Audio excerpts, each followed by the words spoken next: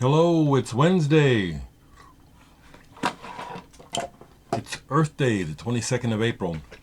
I put my Earth Day message up on Instagram and Twitter and Facebook. Go see what it is.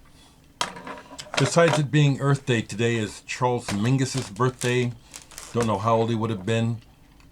Famous jazz musician, bassist. I was just playing this recent reissue of his first album on the Columbia label, and this is the one on the colored vinyl. Mingus was a force, and if you didn't know, this album, the way that he turned it in was censored. The song "Fables of Faubus" had lyrics protesting racism, particularly about a particular governor in the South, and Columbia wouldn't put it out. So the instrumental version of that is on here. You have to get one of his later albums on a different label to hear the version with the lyrics where he's basically saying, we're dealing with racism. This is wrong. That was in 1959. It's 2020. Still dealing with racism. Still same issues. Still the same shit with the ruling white. I gotta put it like that, because that is what it is. The ruling class, primarily white. I'm not racist, I'm telling you how it is. People don't like it when you say reality. So, I'm not going to stay long this morning. I pulled, because I've done a series of orders with Laser's Edge, and I've just about spent all the money that I made on my CD, on records. I haven't shown everything, and I haven't received everything. I'll show a couple more here. Okay? I'm just really happy that I can enjoy these records and not being stressed about, well, I bought it, now I won't be able to pay this bill. No. Right now, because of the virus, I think many of us are just in the same boat, which is, can I pay my bills? That's been most of my life. So I'm enjoying these records I just bought. Steve Hackett, The Night Siren. Steve Hackett is one of my favorite guitar players from Genesis, and he's made a ton of records, so I don't endeavor to buy them all. He's made a lot of records. I do really like his guitar playing. Mostly I like his compositions. His singing, not so much. And Steve is interesting. He tries different things. He'll have an idea. I'm going to try this. And depending on what it is, you can hear that I'm trying this idea. Sometimes it works, and sometimes it doesn't. Overall, I really like this album, though. The Night Siren. There's a bit of a narrative to it. I looked at it, but again, the music is the most important thing to me, and it's really good. Very good. And what else will I show you? Okay, you've seen it? Well, yeah, I've shown you just about all of these, okay? Well, here's one I didn't show, and it came up because I was playing Orme the other day, and then someone mentioned that they thought Felona e Sorona is the best album. Well, I do too. I finally got it on vinyl. I've had this forever. This is the Italian version. Peter Hamill wrote lyrics for this. I wouldn't mind having the English version as well. But this is a very good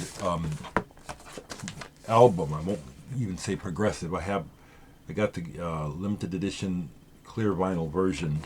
Very well pressed. Really good band. Really just good solid approach to what they do. And one more here. Here's something that I have had on a burned CD for a long time. It's not overwhelming, but it's like, well, this could stand to be better known. A Finnish band. We all know about Wigwam, but here's a band called Fantasia out of Finland. And Ronnie Osterberg from Wigwam does something on it. It looks like he plays on this. This is a recent issue on vinyl by Savart, really good label. And it's proggy and folk mixed, which I really like because of the melodies. And then I also like the instrumentation on here. They use organ, but they use an organ setting that is pretty unique to them. And the only other place that I really hear that organ sound is on Wigwam Records. Fantasia. It's a good one. Find out about it. I enjoy the interaction with you folks, and just let's keep it on the one. I'll share this, as the days go on and people are chomping at the bit to get back to normal. I just want to encourage folks to just be aware, that, this, what we're dealing with, it's like that has to be dealt with. I certainly hope that because things are starting to open back up, that we don't see this second spike that not everyone, but people are warning us about that happened back in the early 1900s when people relaxed the social distancing, and then so many more people died as a result. I hope it doesn't happen this time, but it really could. I myself am basically just sticking close to home because I don't have any gigs. My reason for leaving the houses are few. So I'm playing it safe myself. I am. I'd like to see us come out of this on the other side intact. I went out in my front yard this morning to tape that message that I put on my other social media. But while I was out there, I could hear down on the next block a young man having a very difficult morning outside screaming. Fucking. I couldn't make out what the other words were. He sounded very distressed. I can only imagine what it's about. More than likely, it's related to no money. Maybe he stayed up too late, getting high, getting drunk, trying to forget, and it didn't work. And the morning comes, and he was out. Man, he was screaming loud. I'm just glad that he didn't escalate. It's quiet. It got quiet again. My heart goes out to everyone because this is really showing us what we're made of. Some people just